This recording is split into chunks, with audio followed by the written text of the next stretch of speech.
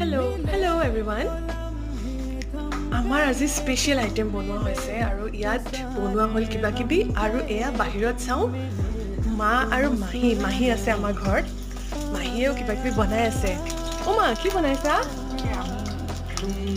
ভাত দাইল ভাজি আৰু এতিয়া পকৰি বনাই আছো আৰু চৌকাত বনাইছে চৌকাত বনাই এয়া মোৰ মাহী হেল্ল' কৈ দিয়ক এয়া মাহীয়ে কি বনাইছে এয়া পকৰি বাপৰে